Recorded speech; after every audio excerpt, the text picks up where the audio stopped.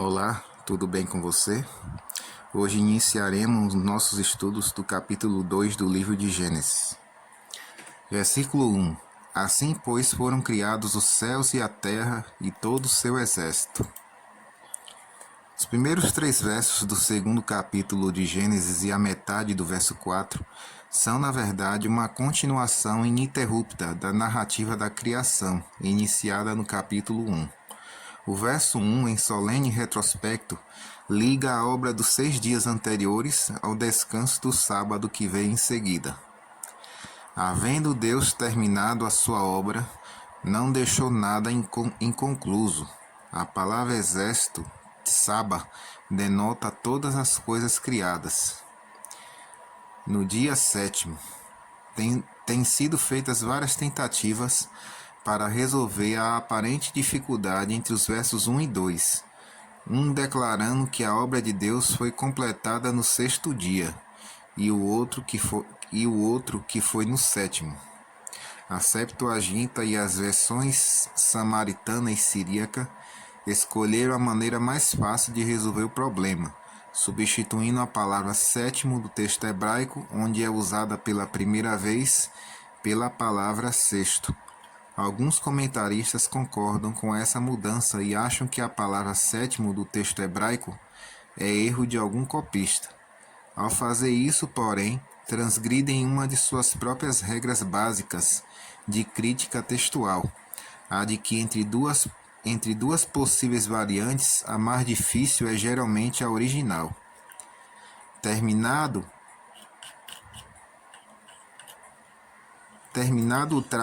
traduz o hebraico Yekal. Alguns eruditos, a partir de Calvino, têm traduzido essa frase como: e no dia 7º havia terminado a sua obra que fizera, o que é gramaticalmente possível. Outra interpretação considera que a semana da criação foi terminada somente após a instituição do sábado. O término consistiu negativamente na cessação da obra da criação e positivamente na bênção e santificação do 7º dia. A cessação em si mesma constitui uma parte do término da obra. Descansou. O verbo descansou, Shabat, significa literalmente cessar, um trabalho ou atividade. Como um artífice humano completa sua obra quando a deixa no ponto ideal e assim cessa de trabalhar na mesma, no sentido infinitamente maior, Deus completou a criação do mundo, cessando de produzir qualquer coisa nova, e então descansou. Deus não descansou porque precisa disso. O descanso de Deus não foi resultado nem de exaustão nem de fadiga, mas uma cessação de sua ocupação prévia. Pelo fato de não aparecer a frase esperada "ouvitar de manhã o 7º dia", alguns expositores bíblicos têm afirmado que o período de descanso não continuou apenas por 24 horas como os dias precedentes, mas que começou no 6º dia da criação e continuaria até hoje. O verso, porém, refuta essa ideia. Este não é o único texto bíblico que impressiona o leitor com o fato de que o descanso de Deus ocorreu durante o 7º dia, pois o próprio Decálogo diz claramente que Deus, havendo trabalhado 6 dias, descansou no 7º dia da semana da criação. Êxodo 20, versículo 11. Os 6 dias da criação, de acordo com as palavras do texto, eram dias terrestres de duração comum. Na ausência de uma clara luz que indique o contrário, deve-se compreender o 7º dia da mesma forma, e mais ainda, porque em todas as passagens onde ele é mencionado como sendo o dia de descanso na terra, é considerado como um dia comum. Vamos ler agora o versículo 3. E abençoou Deus o dia 7º e o santificou, porque nele descansou de toda a obra que como Criador fizera. E abençoou Deus o dia 7º. é acrescentada uma explicação do significado e importância deste dia de repouso. O relato sagrado relaciona intimamente o sábado semanal com a obra criadora de Deus e com o seu repouso no sétimo dia, da mesma forma que o faz o quarto mandamento. A bênção sobre o sétimo dia subentendia que dessa forma ele era declarado objeto especial do favor divino e um dia que traria bênçãos às suas criaturas. E o santificou. O ato de santificação consistiu numa declaração de que o dia foi santo, ou separado para propósitos santos.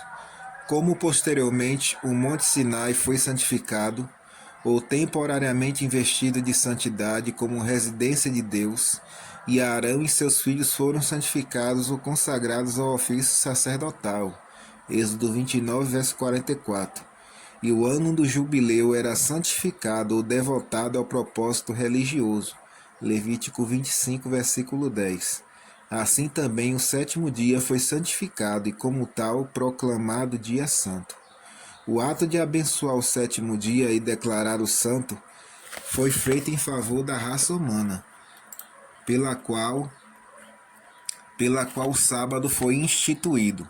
O sábado semanal do sétimo dia tem sido frequentemente considerado uma instituição para a dispensação judaica, mas o relato inspirado declara que ele foi instituído mais de 2 milênios antes do nascimento do primeiro israelita.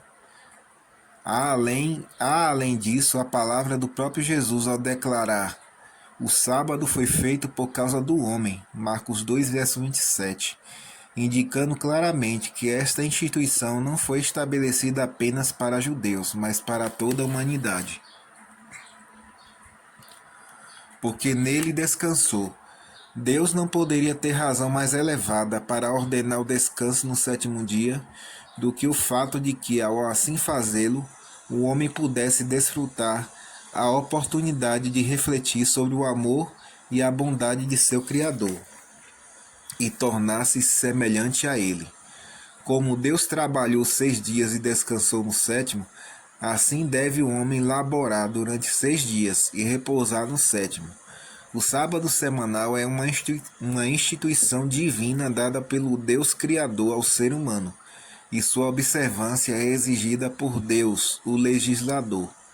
Para o homem, portanto, o reter para si esse tempo sagrado, em parte ou na sua totalidade, é ser culpado de desobedecer a Deus e furtá-lo, já que ele é o proprietário original das faculdades do homem e de seu tempo. Como uma instituição estabelecida por Deus, o sábado requer honra e consideração. A negligência em fazer isso é considerada por Deus como pecado. O sábado requer a abstenção do trabalho físico comum e a devoção da mente e do coração às coisas santas. Os israelitas foram admoestados a usá-lo para santas convocações. Levítico 23, versículo 3.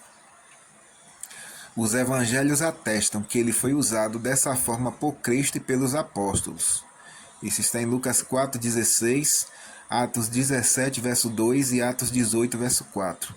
E que deveria continuar a ser observado pelos cristãos após a conclusão do ministério terrestre de Cristo. Mateus 24, verso 20. O fato de que o sábado continuará a ser celebrado na nova terra como um dia de adoração, isso está em Isaías 66, verso 23, é uma clara indicação de que Deus nunca planejou ter sua observância transferida para outro dia. O sábado semanal é o memorial da criação e a cada semana lembra ao ser humano o poder criador de Deus e do quanto ele deve ao misericordioso Criador e sustentador. A rejeição do sábado é uma rejeição ao Criador e abre as portas para todo tipo de falsas teorias. O sábado é uma testemunha constante de sua existência e lembrança de sua grandeza, sabedoria e amor. Houvesse o sábado sempre sido observado de maneira sagrada, E nunca poderia ter havido um ateu ou idólatra. Isso está em Patriarcas e Profetas, página 336. Versículo 4.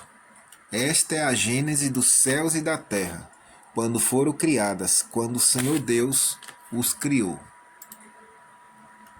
A palavra gênese, Toledot, é geralmente usada em referência à história familiar de uma pessoa, isto é, ao nascimento de seus filhos. Gênesis 5, verso 1, Gênesis 6, verso 9 e Gênesis 11, verso 10. Aqui ocorre o único caso em que essa palavra é usada para algo que não seja relacionamentos humanos, isto é, para os céus e a terra, uma frase que faz lembrar os versículos de Gênesis 1, verso 1 e Gênesis 2, verso 1.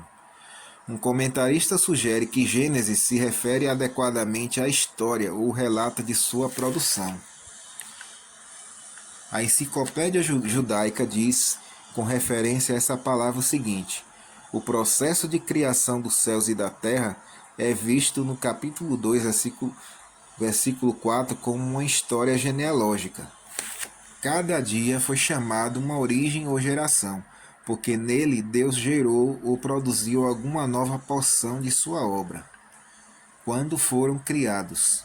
Assim se encerra a narrativa da criação que começou com Gênesis 1, capítulo 1, versículo 1. Estas palavras têm sido interpretadas de várias formas. São a tradução de Berribare, expressão que não deve ser traduzida como depois que foram criados, como às vezes ocorre, uma vez que seu significado literal é em sua criação. A frase toda é melhor traduzida desta forma: esta é a história da origem dos céus e da terra quando foram criados. Quando o Senhor Deus os criou. Estas palavras introduzem o relato de Gênesis 2. Muitos comentaristas tendem a considerar Gênesis 2, 4 até Gênesis 3, 24 como um segundo relato da criação, diferente que se originou de outra fonte no tempo posterior ao relato de Gênesis 1, versículo 1 até Gênesis 2, versículo 4. Com respeito a essa teoria insustentável, um estudo do conteúdo deixa claro que o capítulo 2 não pode, de forma alguma, ser considerado outra versão da narrativa da criação, feita no capítulo anterior. Seu propósito é colocar Adão e Eva em seu lar no Jardim do Éden, e o autor do capítulo faz isso proporcionando informações adicionais, muitas das quais não pertencem à história da criação como tal. Ele descreve o Éden após ter sido criado. Sem essas informações, não só o relato desta terra em seu estado edênico seria incompleto, mas os eventos de Gênesis 3, que relata sobre a queda do homem, dificilmente seriam compreensíveis. Gênesis 2 traz detalhes adicionais sobre a criação do homem, uma descrição de seu lar edênico, o teste de sua lealdade a Deus, ou de seu direito moral ao lar que recebera, o teste de sua inteligência ou qualificação mental para governar as obras criadas por Deus, e as circunstâncias que cercaram o estabelecimento de seu primeiro lar. Essa é a nossa primeira parte da reflexão de Gênesis capítulo 2. Deus abençoe vocês.